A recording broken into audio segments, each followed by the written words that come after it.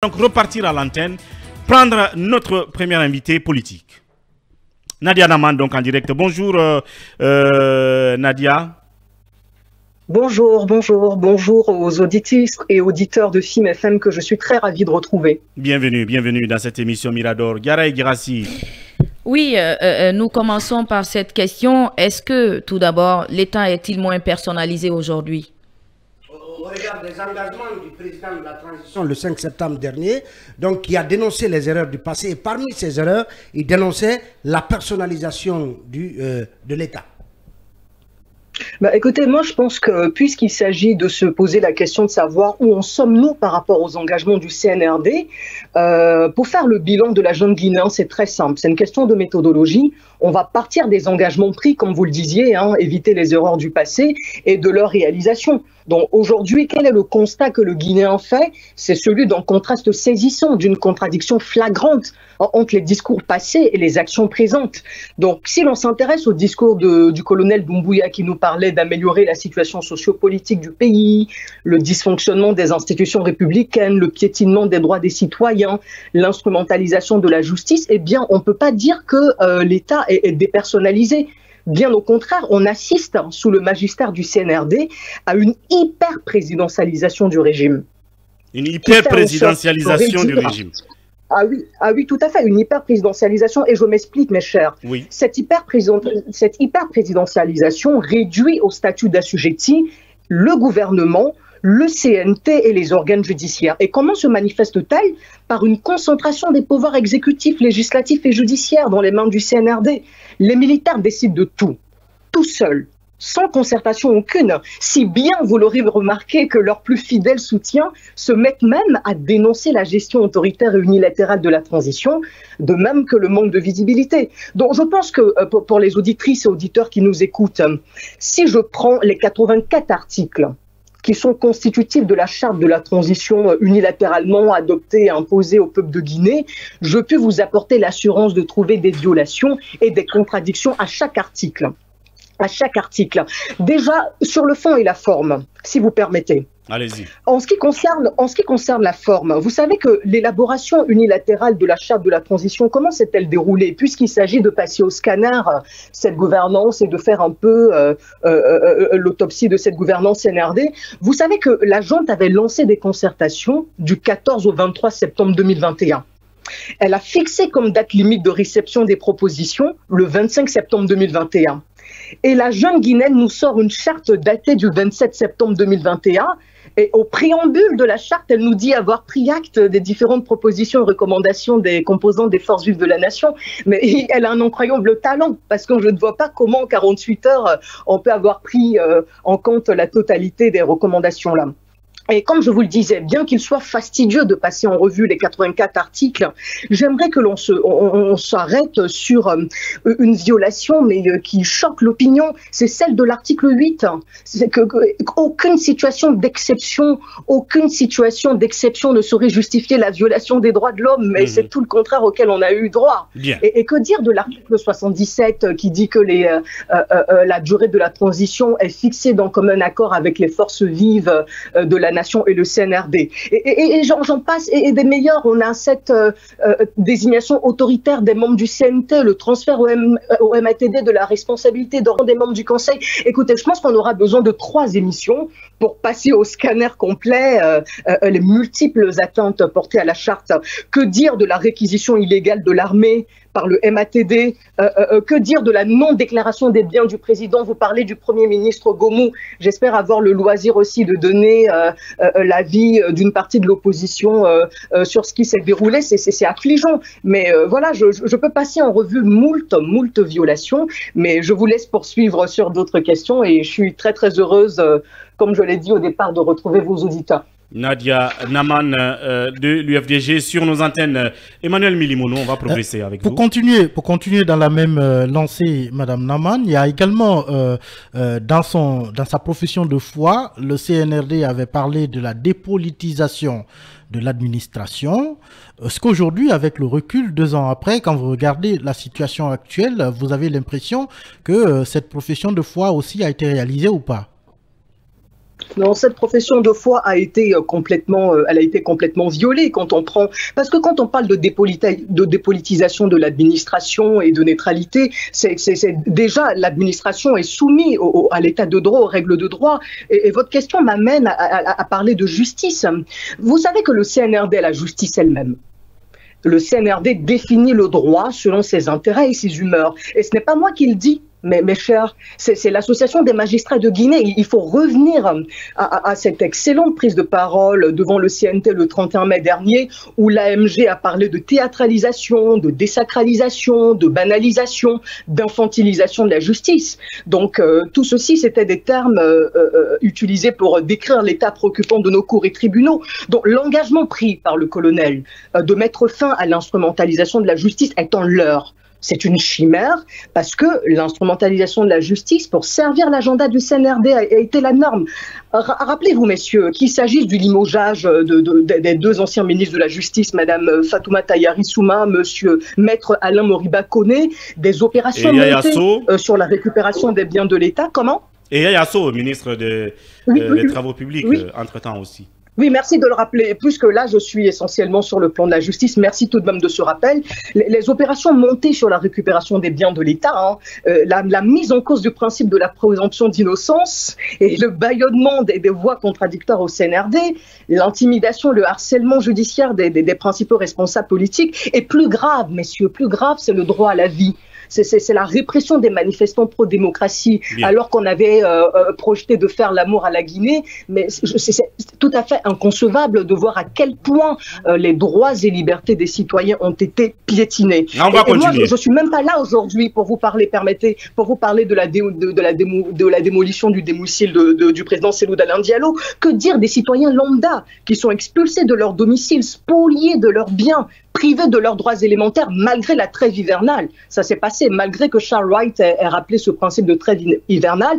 Certaines personnes ont été déguerpies sans le moindre ménagement ni aucune possibilité de recours. Donc l'État censé protéger les citoyens, surtout les plus vulnérables, est devenu la cause de tous les malheurs sous le magistère du CNRD. C'est bien dommage parce que je pense qu'une autre voie aurait été possible. Cabinet Fofana pour continuer avec Nadia Naman. Oui, parce que là, tantôt vous parliez de gestion de manière globale. Est-ce qu'on peut, selon vous, aujourd'hui, 2 ans après, se dire que en termes de gouvernance, de meilleure gouvernance, les bases sont jetées et que l'on peut espérer, in fine, dans le cadre justement de la continuité de l'État, que une meilleure gouvernance continue à être vertueuse comme on nous l'a promise le 5 septembre?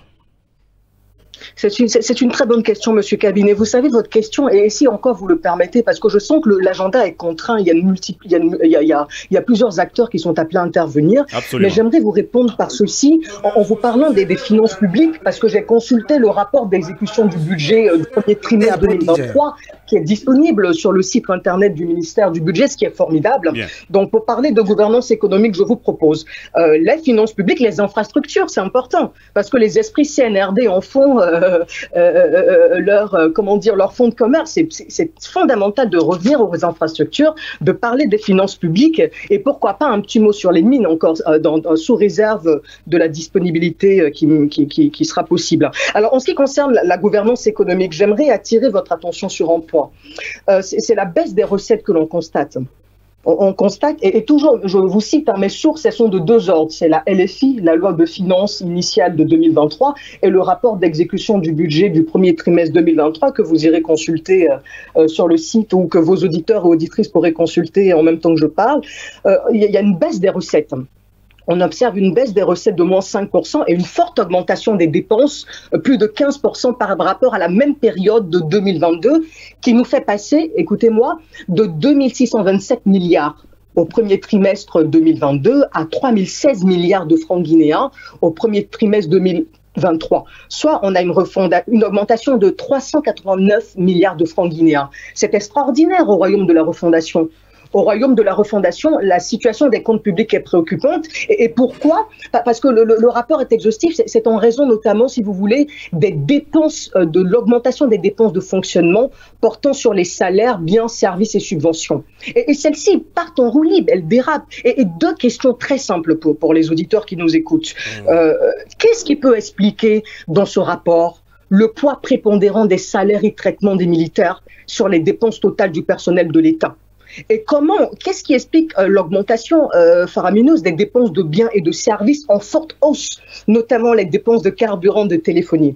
Alors, en ce qui concerne le poids prépondérant je ne veux pas vous ennuyer avec des chiffres, mais c'est fondamental pour les militaires, parce qu'on nous parle... Est-ce que vous ne comprendrez pas cette augmentation, pardon, est-ce que vous ne comprendrez pas cette augmentation par endroit, par le renchérissement du budget du ministère de l'Agriculture, par exemple? Parce que effectivement, contrairement à l'ancien régime, le CNRD nous dit qu'ils ont augmenté, mais de façon significative, le budget rien que du ministère de l'Agriculture. Donc ça peut-être par endroit expliquer cette augmentation qui ne soit pas inutile, bien entendu.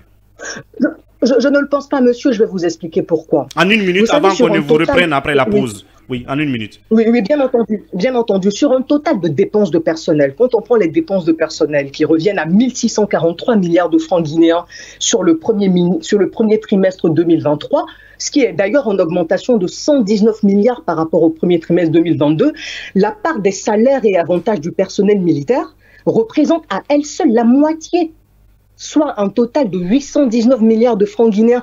Comment on explique cela au royaume de la Fondation? Combien de fonctionnaires pour combien de militaires? Alors que pendant ce temps, des contractuels, comme vous le savez, tirent le diable par la queue. Les contractuels, notamment dans le domaine de l'enseignement, sont dans une précarité extrême.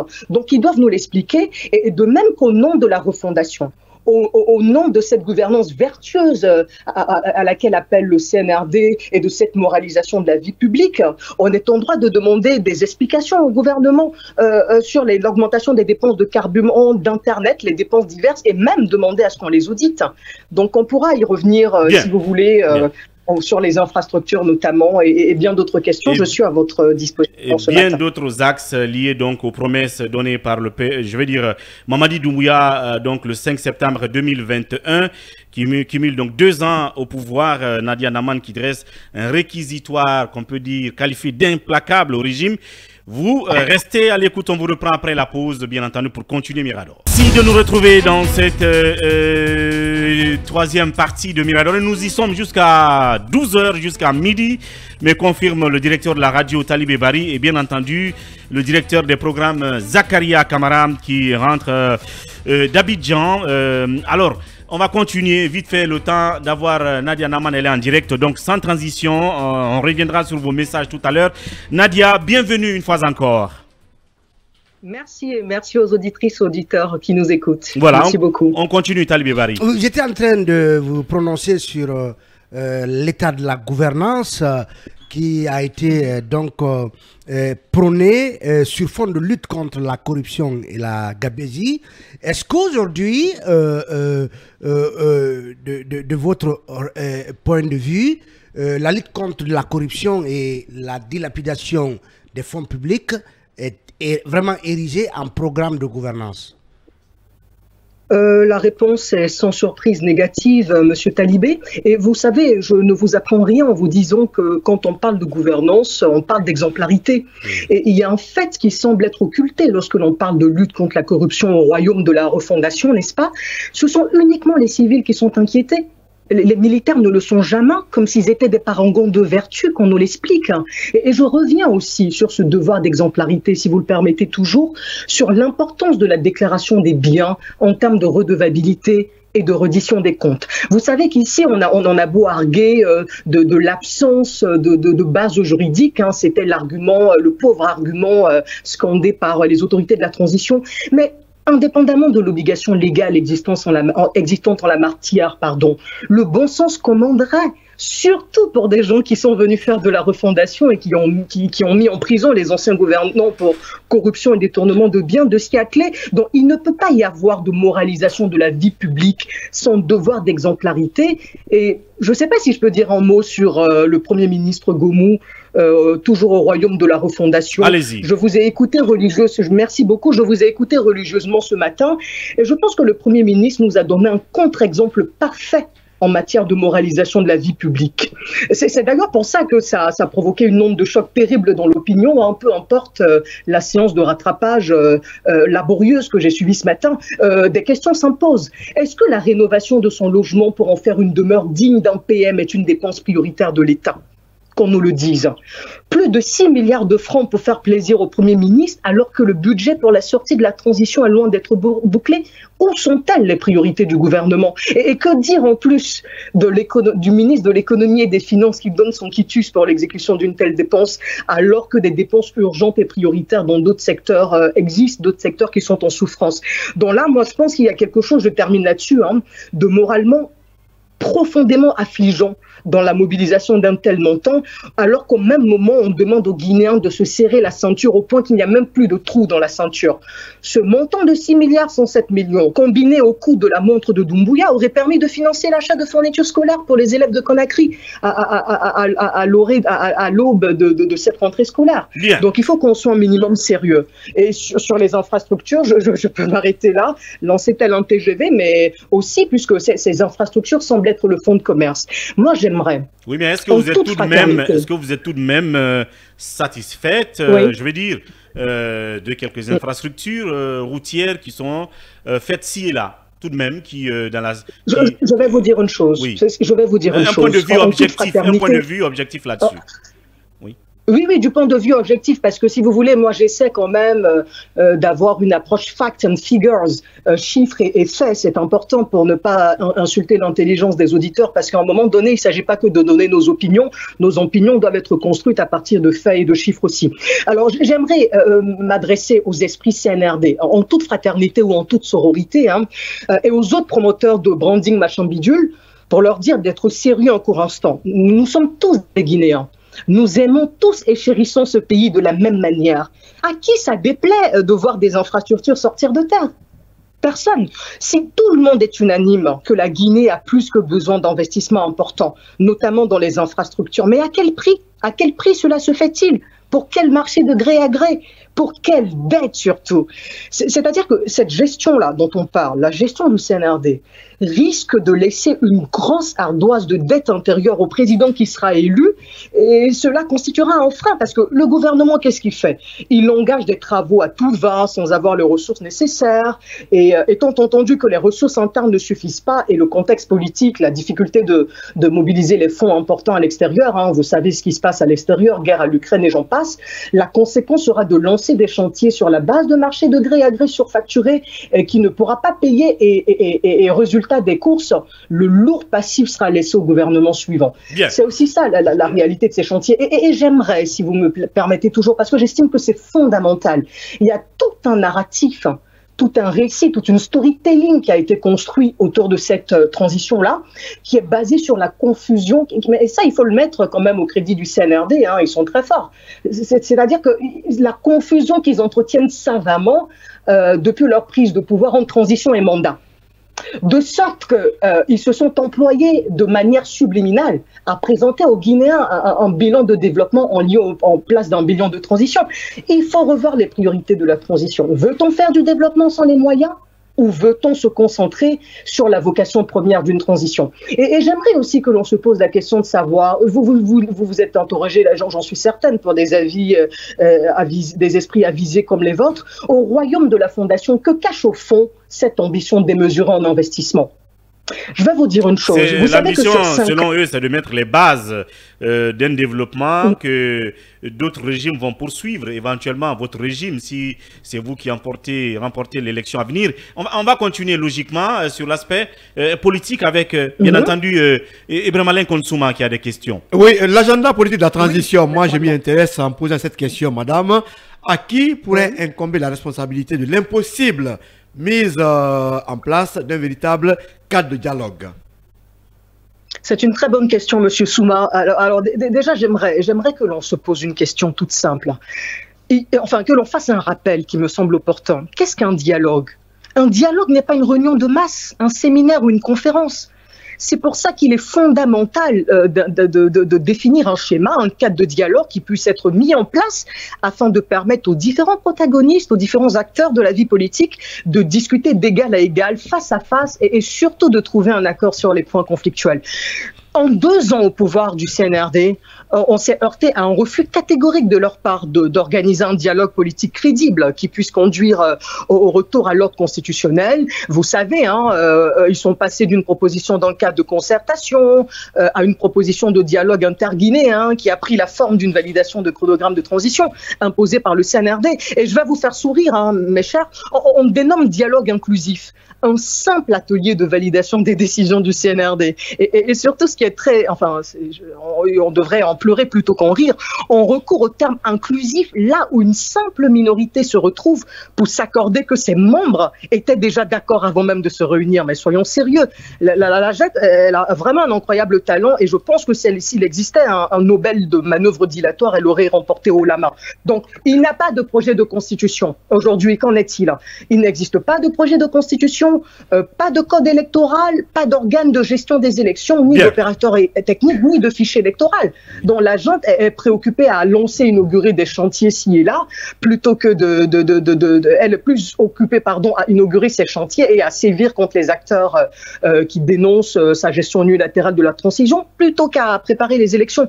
Donc voilà, on pourra parler des 600 millions, il y a autant de sujets, mais évidemment, nous, ce que l'on demande, et c'est important aussi, je pense que c'est important de dire que le CNRD doit ouvrir un dialogue avec les forces représentatives du pays. Il n'est pas possible d'exclure 95% de l'électorat de ce pays. Et je pense que, et là j'ai des suggestions, il faut qu'on sorte la Guinée de cette période d'exception entamée le 5 septembre 2021, c'est fondamental. Bien. Trop de souffrance, il n'est pas possible de poursuivre comme ça. Nadia Naman, chef de cabinet donc du président de l'UFDG, Yara Guérassi pour continuer. Alors, madame, comment évaluez-vous l'exécution du chronogramme de la transition 8 mois après son entrée en vigueur? Est-ce que vous, tout comme plusieurs acteurs sociopolitiques, entrevoyez un glissement de calendrier? C'est une très bonne question, Madame Diarra, et je vous en remercie. Je pense que déjà, concernant les 10 étapes du chronogramme imposé par le CNRD, aucune étape n'a été complètement exécutée. Depuis 2 ans, la junte est en phase préparatoire, elle multiplie ateliers, voyages, team building, consultations populaires, comme ce fut le cas avec l'élaboration de la nouvelle constitution. Rien, absolument rien n'a été mis en place pour l'organisation des élections censées mettre fin à cette transition pour que la Guinée puisse... on est en droit, nos compatriotes sont en droit de voir le développement économique et d'aspirer à vivre dans leur pays. Donc rien n'a été fait pour l'instant. Nous en sommes à la case départ, à moins de renoncer aux étapes 1 et 2 liées au recensement et d'engager immédiatement la révision du fichier électoral et la mise en place de l'OGE. On voit mal comment organiser les élections fin 2024. Donc nous avons des solutions à l'UFDG, à l'ANAD, parmi les forces vives de Guinée. Il serait, madame, pour nous permettre de sortir de ce régime d'exception, il faut sortir le RGPH et le RAVEC du chronogramme et opter pour une révision classique du fichier. Ça se fait partout en Afrique. Le Nigeria l'a fait récemment. Et renoncer à faire organiser les élections par le MATD. En parlant de RAVEC, en conformité avec les normes de la CE. Oui, allez-y. En parlant de RAVEC, cabinet, justement, à une question, la question suivante là-dessus, du RGPA, c'est du RAVEC, bien sûr. Et justement, est-ce que vous pensez possible de générer le fichier électoral à partir du RAVEC? Parce que c'est ce qui est mis en avant par les autorités de la transition en expliquant un peu l'opportunité de faire tenir le RAVEC. Vous savez, monsieur, dans un mémorandum qui n'a pas été rendu public à la presse, dans un mémorandum que les forces vives ont adressé à la CEDEAO le lendemain de la conclusion de l'accord dynamique d'octobre 2022, les forces vives de Guinée avaient exprimé de fortes réserves quant à la faisabilité dans le délai imparti de 24 mois. Dans le délai imparti de 24 mois, pardonnez-moi, de 2 longues et dispendieuses et coûteuses opérations que sont en l'occurrence le RGPH et le RAVEC. Donc ça ne nous permet pas, je pense pas, je me suis intéressé relativement récemment, j'ai eu très peu de temps pour entrer dans les détails, au projet Enabel. qui est un projet de constitution de l'état civil qui couvre uniquement 10 communes. En 3 ans, ce projet n'a même pas connu de dénouement. Donc, je vous laisse imaginer la généralisation en quelques mois du RAVEC sur toute l'étendue du territoire national. Combien de temps faut-il pour avoir un extrait de naissance en Guinée, une carte d'identité nationale? Donc, je pense qu'à un moment donné, il est fondamental de ne s'en tenir uniquement qu'aux actions indispensables à l'organisation d'élections crédibles et indispensables. Pardonnez-moi, crédible et inclusif, plutôt dont les résultats seraient acceptés par tous les Guinéens. C'est ça l'enjeu. Ce n'est pas réaliste et ce n'est pas de bonne foi. Oui, mais est-ce que pour autant, Madame Nadia, est-ce qu'il faudra pour autant dire que c'est pas la peine de faire en fait le RAVEC? Je veux dire que l'opportunité de le tenir maintenant, ou plutôt votre problème, c'est le fait que l'on arrime ça à l'idée d'extirper le fichier électoral. Le fichier électoral. Mais écoutez, le RAVEC, c'est très important, monsieur. Ce serait de mauvaise foi, d'une grande malhonnêteté intellectuelle que de soutenir le contraire. Mais ce n'est pas du tout indispensable dans le contexte qui est le nôtre, dans un contexte de retour à l'ordre constitutionnel. On a un fichier, on engage la révision du fichier électoral et la mise en place de l'OGE. On sait faire des élections dans ce pays. L'UFDG a une expertise électorale qu'elle pourrait partager si les acteurs étaient de bonne foi. C'est plutôt l'opportunité, monsieur. Comme le disent ici les anglo-saxons, timing is everything and it's not the right time pour ça. C'est vraiment pas le bon moment pour entreprendre un RAVEC. Et tout le RAVEC justifierait inéluctablement un glissement. Et de même, autre manœuvre dilatoire ou autre élément, ce sont les 600 millions de retour à l'ordre constitutionnel que vous avez plusieurs fois dans vos locaux sur lesquels vous êtes plusieurs fois revenus. Ça pose plusieurs éléments très importants. Il faut que vos auditeurs le sachent. Est-ce que déjà c'est la cagnotte du CNRD pour aller à la retraite? Est-ce que c'est le prix à payer pour le retrait de la junte guinéenne? Est-ce que c'est la rançon imposée au peuple de Guinée aux tâches de la cupidité de ces militaires de bureaux climatisés? Les questions se posent. Mais déjà, moi j'aimerais revenir sur cette aberration-là. Comment expliquer le caractère exorbitant et farfelu de ce budget? Il faut faire un lien indispensable, fondamental, entre les ressources annuelles de l'État et la capacité de l'État à modifier ses fonds. Je m'explique. 600 millions de dollars, c'est combien des recettes attendues pour l'année 2023? On est à 20% des recettes attendues pour l'année 2023. Donc, autant dire qu'avec le déficit du budget, l'État ne pourra quasiment rien mobiliser de ce montant. Et en plus, vous savez que ces 600 millions de dollars représentent autant tout ce que nous avons reçu comme don des différents bailleurs sur 5 ans, entre 2017 et 2021. Et ça s'élève à 640 millions de dollars en 5 ans. Donc, comment, dans ces conditions, en plus du contexte exceptionnel, comment est-ce qu'on veut que quelqu'un donne à la Guinée en une année ou deux ce qu'on a pu mobiliser en 5 ans dans un contexte normal? Un peu de sérieux quand même. Et en plus, venant de la part de souverainistes panafricanistes 2.0 jaloux de leur souveraineté, je pense qu'il faut quand même à un moment donné être sérieux. Et aussi dire, et je terminerai là-dessus sur ce point, la Guinée n'a jamais reçu un montant aussi important en une fois. En dehors des 750 millions reçus de Rio Tinto soit Alpha Condé. Donc comment raisonnablement on peut bâtir un tel budget connaissant l'état de nos finances publiques, si ce n'est le fait de nourrir des manœuvres dilatoires et de faire perdurer, de s'accrocher au pouvoir aussi longtemps que possible. Alors, Emmanuel Milimono, pour évoluer. Madame Nadia, à vous entendre, on a comme l'impression que pour vous, ce chronogramme, il est vaste parce que vous avez évoqué la lettre que vous avez adressée, le mémorandum que vous avez adressé à la CEDEAO. Est-ce que ça veut dire que vous redoutez aujourd'hui le spectre d'un glissement de calendrier par rapport aux 24 mois actés avec la CEDEAO? Et pour vous, est-ce que c'est possible, cet éventuel glissement peut reflète en quelque sorte une volonté de confiscation du pouvoir? Oui, il n'y a pas de doute. Il n'y a pas de doute sur le fait que l'arrivée au pouvoir de la junte guinéenne le 5 septembre n'a pas ouvert une transition dans notre pays. Détrompons-nous. L'arrivée au pouvoir de la junte guinéenne marque plutôt la continuité d'un régime autoritaire qui entend s'accrocher au pouvoir aussi longtemps que possible.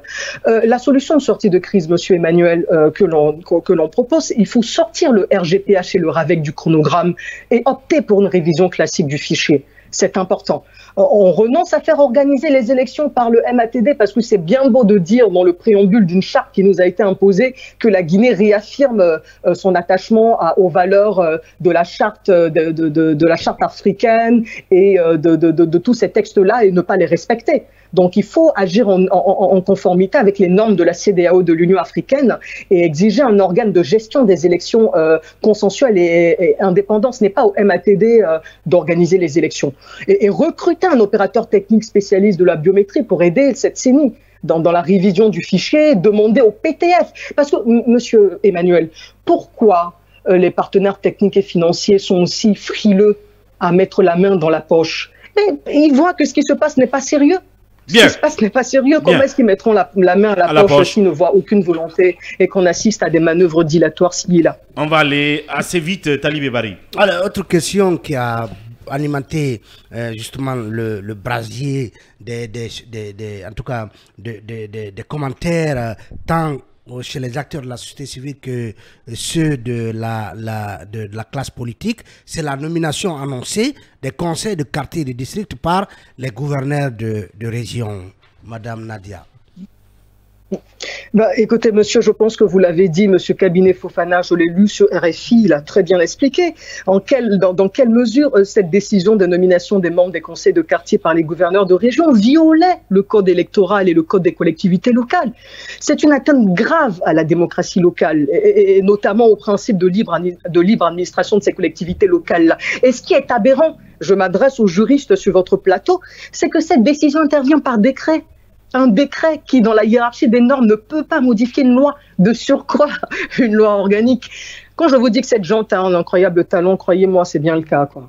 Non, c'est voilà. Extrêmement grave et elle n'est pas isolée, cette décision-là. Et on sait à quel point ces membres sont de précieux auxiliaires de fraude. On l'a vu, on l'a expérimenté. Et aussi, voilà, votre question aussi en cachait sans doute une autre, celle de la dissolution des conseils communaux pour les remplacer par des délégations spéciales.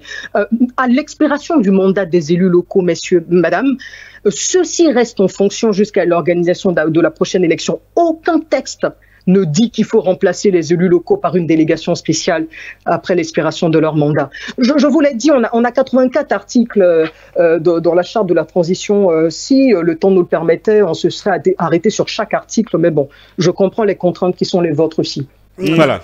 Puisque vous êtes justement très attaché au droit, à la loi, et on ne peut pas ne pas s'attarder sur, en tout cas, le travail de la CRIEF qui, depuis sa mise en place, en tout cas, poursuit beaucoup d'anciens dignitaires, Kassouri Fofana et autres. Il y a eu beaucoup, justement, de décisions permettant la mise en liberté de ces hauts cadres du régime Condé, lesquelles décisions de mise en liberté ont été systématiquement attaquées et en tout cas bloquées par le procureur près la CRIEF. Quelle lecture faites-vous justement du travail de la CRIEF, puisque ça fait partie du bilan du CNRD? Oui, tout à fait. Vous avez raison. Il faut en parler. Moi, je pense que l'UFDG, en tant que parti politique, se bat aussi pour l'indépendance de la justice, quelles que soient les circonstances, quels que soient les hommes, quoi qu'ils aient fait. Donc je pense que là, il faut qu'on se batte pour préserver la présomption d'innocence, les droits de la défense et les droits à un procès libre et équitable. Il ne s'agit pas de défendre Kassouri ou quiconque, mais à un moment donné, je pense qu'on a affaire à des affaires qui sont basées sur des préjugés plutôt que sur des preuves tangibles. Qu'est-ce que la CRIEF a fait? Elle a d'abord arrêté avant de collecter les preuves. On en est là dans une situation terrible, mais il faut dire aussi qu'on est dans ce coup d'État-là en raison des agissements des personnes qui y sont. Donc c'est très regrettable, mais à l'UFDG, nous avons une position claire, nous nous en tenons au respect des principes, hein, et c'est une violation de la présomption d'innocence et des droits de la défense, ça c'est certain. Il n'y a pas, à mon niveau, grand-chose à ajouter à cet aspect-là. Le grand retour et le grand oral de Naman Nadia, qui est donc chef de cabinet du président de l'UFDG, Selou Dalen Diallo. En parlant bien entendu de Selou Dalen Nadia, alors quand est-ce qu'il compte rentrer? En fin de compte, on sait qu'il y a les préparatifs et tout le reste. Est-ce que déjà vous avez une date qui est fixée? Écoutez, je vois que le retour, pardonnez-moi, du président Selou Dalen Diallo vous taraude l'esprit et que vous avez hâte de le voir. Il y a un empressement, un enthousiasme, je le conçois tout à fait. Mais laissez-moi vous dire ceci, Selou Dalen Diallo est un citoyen averti. Il est sorti régulièrement de la Guinée, il rentrera régulièrement en Guinée, clandestinement, et il y rentrera quand il estimera nécessaire de rentrer. Mais il faut comprendre qu'il y a un ensemble de circonstances qui rendront inéluctable son retour au pays. Donc aussi enthousiaste et pressé que vous soyez de le revoir, laissez-moi vous apporter l'assurance qu'il reviendra et il rentrera par la grande porte.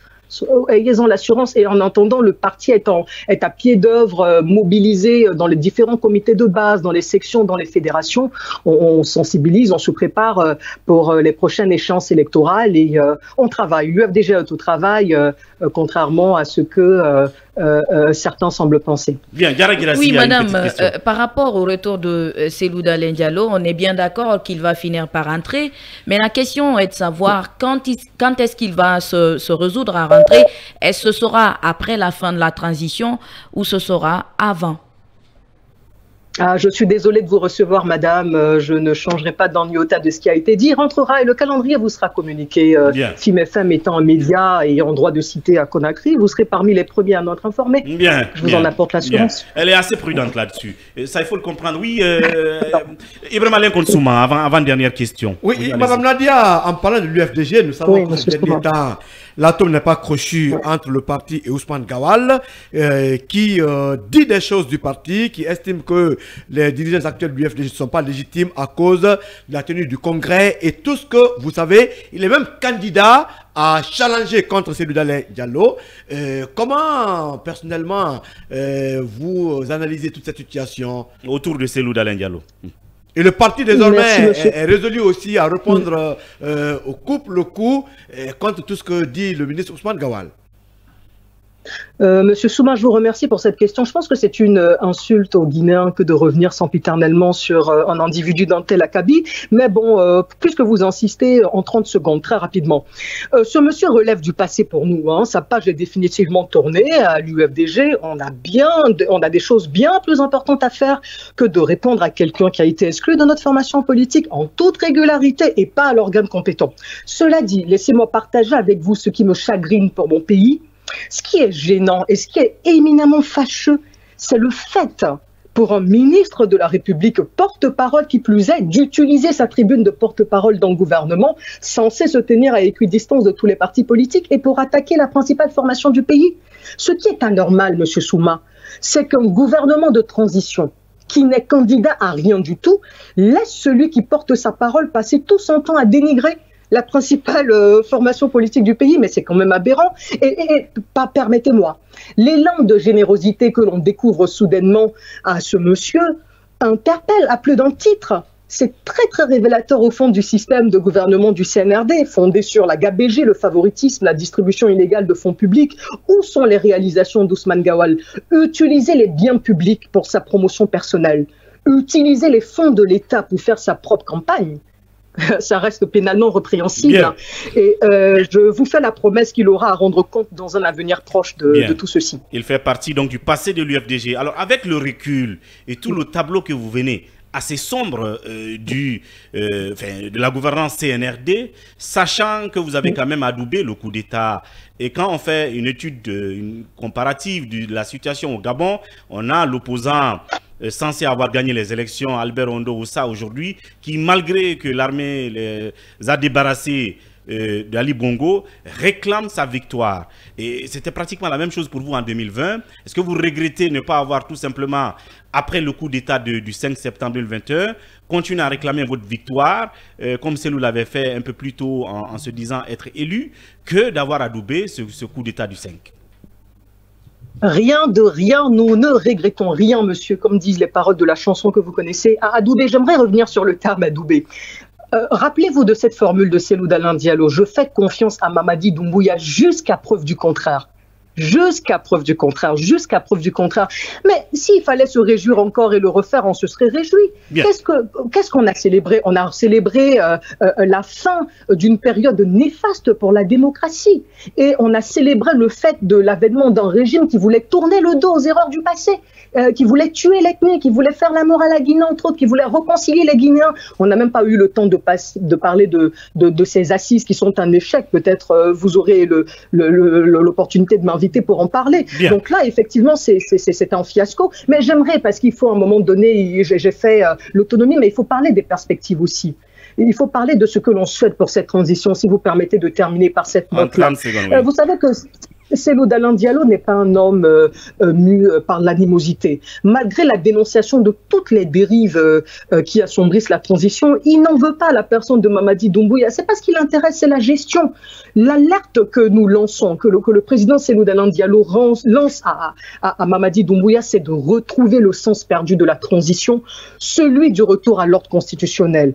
Donc le président Doumbouya doit refuser cette trajectoire qui le détourne du retour à l'ordre constitutionnel et retrouver son inspiration de sa profession de foi. Et c'est important pour que la Guinée retrouve la sérénité souhaitée. Il faut se retrouver autour de la table et dialoguer, mais attention, le dialogue doit être sincère, représentatif et inclusif. On ne peut pas parler de dialogue, instruire et exclure les forces représentatives du pays et prétendre que celui-ci est inclusif et représentatif de la majorité du peuple. Donc soyons sérieux, faisons-le parce que nous n'avons qu'une seule Guinée. Et est-ce que Cellou Dalein parle au téléphone avec Mamadi, tout au moins? Non. Pas du tout. Non. Pas du tout. Et Cellou Dalein, il est très à cheval sur le mot d'ordre de demain pour la mobilisation de l'opposition, c'est ça? Oui, tout à fait, absolument. Là encore, nous sommes tout à fait disposés. Et effectivement, ça, c'est un mot d'ordre que nous avons lancé, que nous soutenons dans le cadre des forces vives de Guinée pour la rectification, de cette transition. Que ça doit être pacifique. Est-ce que Cellou Dalein insiste que ça doit être pacifique?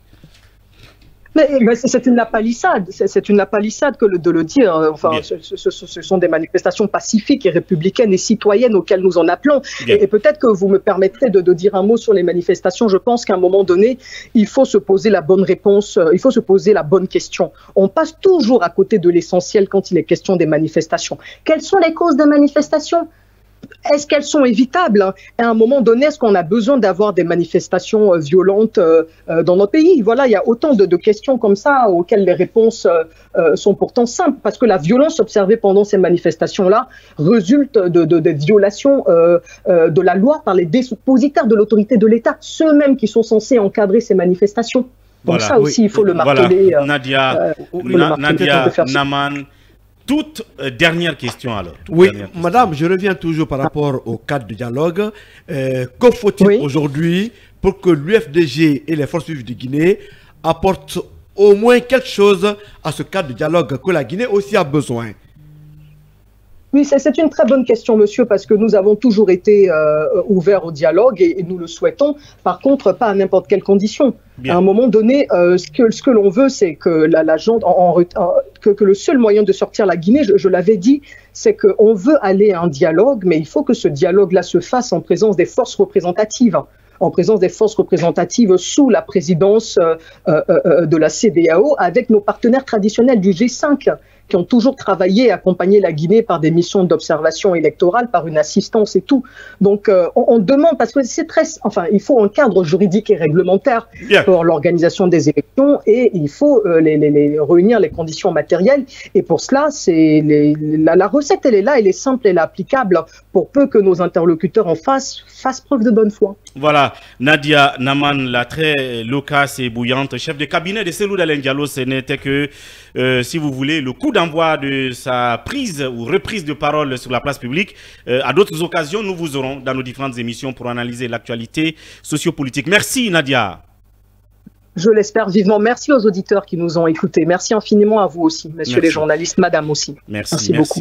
Madame Diarra Guirassi, bien sûr, mademoiselle. Une petite virgule et puis on revient avec notre prochaine invité.